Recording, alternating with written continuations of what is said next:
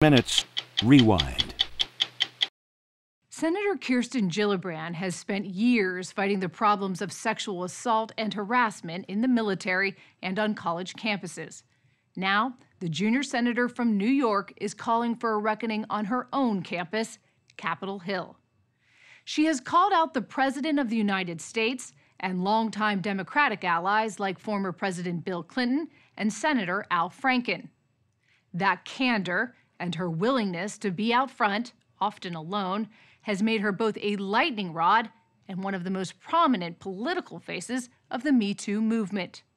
In December, she was the first to publicly call for Senator Al Franken to resign. I have a 14-year-old son, and I cannot have a conversation that says, well, it's okay to grab somebody here, but not there. It's not okay at all. You don't grab women. You don't push yourself on them. Senator Kirsten Gillibrand told us Minnesota Democrat Al Franken is a friend. But after 8 women accused him of sexual misconduct, she was the first to publicly say he needed to go. We just heard allegation after allegation. They were credible allegations. I believed the women. Franken hoped a congressional investigation would clear him. It's going to take a long time for me to regain people's trust. Enough is enough. But Gillibrand was unwilling to wait. You're a lawyer. You believe in due process. Why not allow? He's entitled to as much due process as he wants. He doesn't ever have to resign. That's his choice. But it feels and like... my choice is to speak out. But it feels like to be accused right now is to be convicted. That's not right. That's not true. One of my colleagues recently was accused of something. Not only did he call the police, but there will be an investigation. But what is the harm in waiting and letting all of the facts come out and going into an investigation? Where's the harm in that?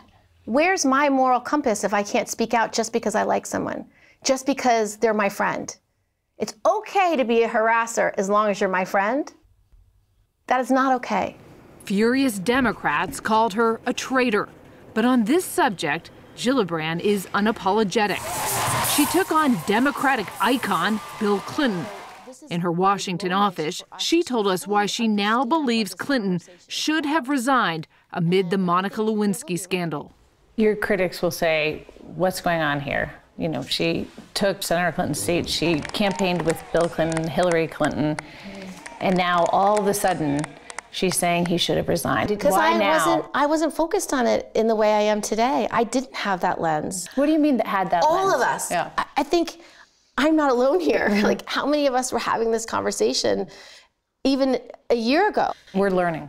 I think we're all learning. Have you spoken to the Clintons since you said this? Well, I don't want to talk about that, but I can tell you one thing. I can tell you that Hillary Clinton is still my greatest role model in politics.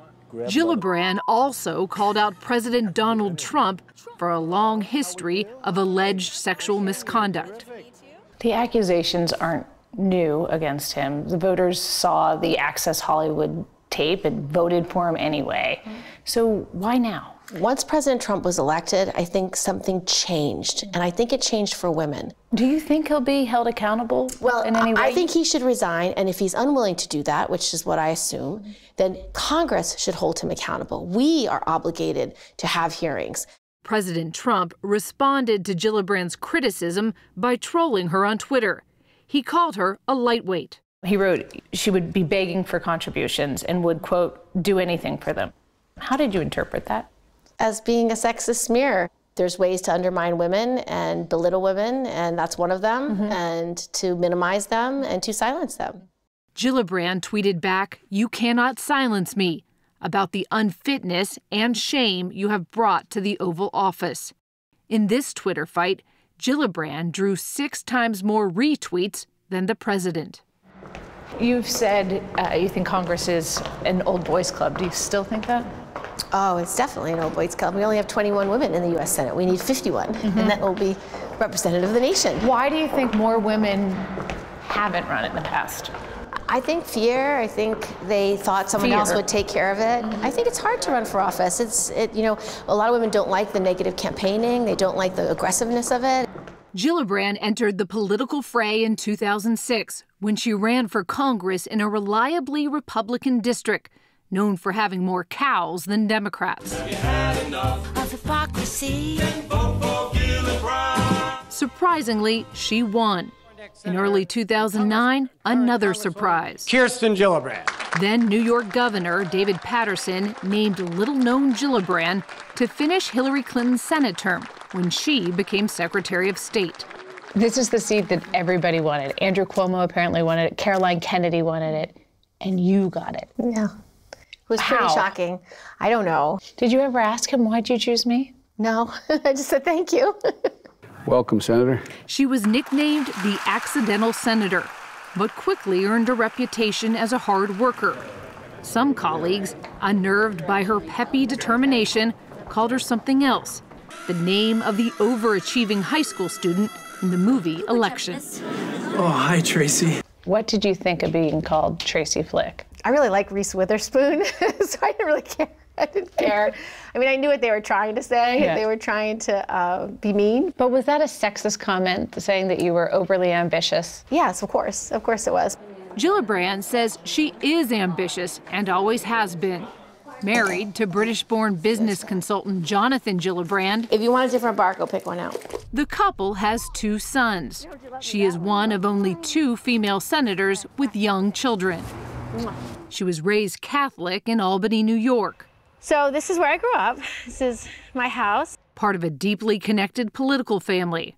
For more than 40 years, her grandmother, Polly Noonan, was a backroom power broker at the State House. It's called Noonan Lane. Noonan Lane. My grandmother bought all this property a long, long time ago. And this is the pond where I learned how to canoe in the summer.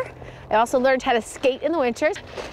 Her father was a lawyer and powerful lobbyist. Her mother, also named Polly, says he was the one who nicknamed Gillibrand Foghorn as a child. She was loud. She was so loud that at one point I said to my husband, I said, God, she's got to have a hearing problem. I think we better take her to the doctor for special testing. So we did. We had her tested and the doctor said her hearing is fine. Gillibrand's mother was a trailblazer too, a lawyer with a black belt in karate. She was also a dead-eye hunter who proudly put a turkey on the Thanksgiving table year after year. As a congresswoman, Gillibrand used that family tradition of hunting to appeal to conservative voters in upstate New York. She boasted an A rating from the NRA. Though Gillibrand still supports the Second Amendment, her stance has changed. A few years ago, you said it has nothing to do with hunting and it has nothing to do with the Second Amendment.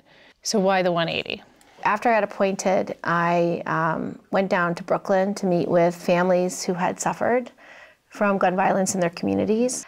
And you immediately experience the feeling that I couldn't have been more wrong. You know, I only had the lens of upstate New York. But you had lived in New York City for a decade. And that's why I was traveled abroad. I was wrong.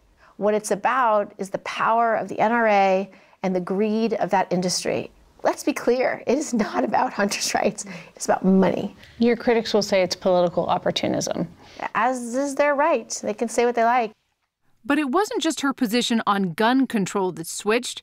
As a congresswoman, her stance on immigration was closer to Donald Trump's than today's Senator Kirsten Gillibrand. So can you understand President Trump's position on immigration since you were there? No, I think his positions are racist. You were against amnesty, against sanctuary cities. You supported accelerated deportations. You become senator. Why the flip? I came from a district that was 98% white. We have immigrants, but not a lot of immigrants. And I hadn't really spent the time to hear those kind of stories about what it's like to worry that your dad could be taken away at any moment. What it's like. You were reading the paper. Yeah, and I didn't take the time to understand why these issues mattered because it wasn't right in front of me. And that was my fault. It was something that I'm embarrassed about and I'm ashamed of. It is not very often that you hear a politician say, I was wrong, I'm ashamed, I didn't know. I just think as I've gotten older, I've learned more about life. And sometimes you're wrong and you got to fix it. And if you're wrong, just admit it and move on. The story will continue after this. With 9 years in the Senate, the 51-year-old Gillibrand has emerged as the political face of the Me Too movement, prompting talk about her taking on President Trump in 2020.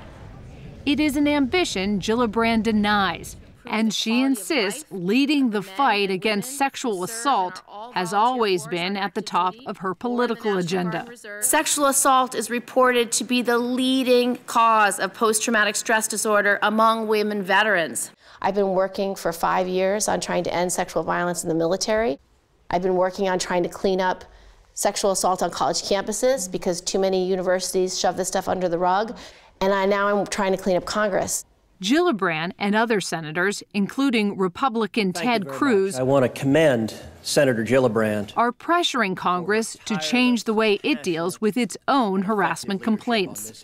So today, if you are harassed in your office as a staffer here in Congress, you have to literally wait 1 month to have mandatory counseling, followed by 1 month. Mandatory counseling for you? For the you, accuser? You, the accuser. And then followed by 1 month of mandatory mediation with your harasser, followed by 1 month of cooling off, and then you're allowed to file your complaint. That is the status of the law today. 3 months. 3 months to wait. So what do you think the intention of all of that is? To protect predators, to protect members of Congress. As it is, members of Congress are allowed to settle harassment complaints with taxpayer money and keep it all confidential. There are no doubt many, many more who want to speak out. Gillibrand's call for transparency threatens to expose some of Capitol Hill's darkest secrets.